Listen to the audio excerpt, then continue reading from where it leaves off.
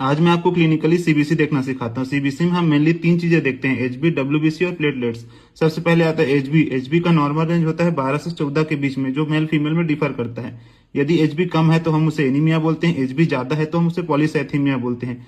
यदि एचबी कम है, एनीमिया की कंडीशन है, तो हम उसके बाद देखेंगे एमसीबी यानी मीन्स कॉर्पस्कुलम वॉल्यूम, जो उसका आरबीसी का साइज बताता है, जो 80 से 100 के बीच में होता है। यदि एमसीबी कम है तो हम उसे माइक्रोसाइटिक एनीमिया के साइड देखेंगे, जैसे आयरन डेफिशिएंसी एनीमिया और थैलेसीमिया। यदि एमसीबी 80 से 100 के बीच में है तो वह नॉर्मोसाइटिक एनीमिया है, जो एक्यूट ब्लड लॉस या सीकेडी की केस में हो सकती है।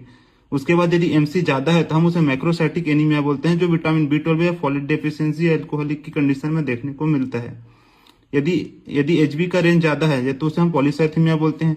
जैसे ही हम पॉलीसाइथेमिया देखें तो हम उसका ईपीओ चेक करें। ईपीओ मीन्स इरिथ्रोपोइटिन, जो एक हार्मोन है जो रिस्पॉन्सिबल होता है प्रोडक्शन ऑफ आरबीसी को बोन मैरो से। यदि ईपीओ ज्यादा है तो मेनली कॉज हो सकता है सेकेंडरी कॉज, जैसे हाइपोक्सिया या ट्यूमर के केस में। यदि ईपीओ कम है तो उसका प्राइमरी कॉज हो सकता है, जैसे पॉलीसाइथेमिया वगैरह, जो एक रेयर ब्लड कैंसर डिसऑर्डर है। दूसरा आता है डब्ल्यूबीसी। डब्ल्यूबीसी यानी टोटल ल्यूकोसाइट काउंट, जिसका रेंज होता है 4000 से 11000 के बीच में। यदि डब्ल्यूबीसी काउंट बढ़ा हुआ है तो हम उसे ल्यूकोसाइटोसिस कहते हैं। डब्ल्यूबीसी कम है तो हम उसे ल्यूकोपेनिया कहते हैं। जैसे डब्ल्यूबीसी का रेंज ज्यादा हुआ, हम सबसे पहले डीएलसी देखेंगे। डीएलसी में पहले यदि न्यूट्रोफिल बढ़ा हुआ है तो वह मोस्ट प्रोबेबली बैक्टीरियल इन्फेक्शन होगा। यदि लिम्फोसाइट बढ़ा हुआ है तो वायरल इन्फेक्शन या टीबी का कंडीशन हो सकती है। यदि इओसिनोफिल बढ़ा हुआ है तो वह एलर्जी या पैरासाइट इन्फेक्शन हो सकता है। यदि बेसोफिल बढ़ा है तो ल्यूकेमिया, या मोनोसाइट बढ़ा है तो क्रोनिक इन्फेक्शन या रिकवरी फेज हो सकती है।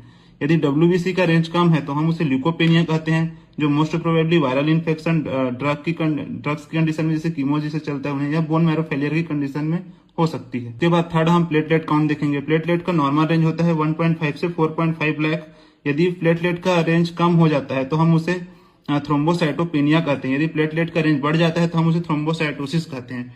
थ्रोम्बोसाइटोपेनिया मेनली हम इसे डेंगू की कंडीशन में देखने को मिलते हैं, या आईपीटी या डीआईसी की केस में देख सकते हैं।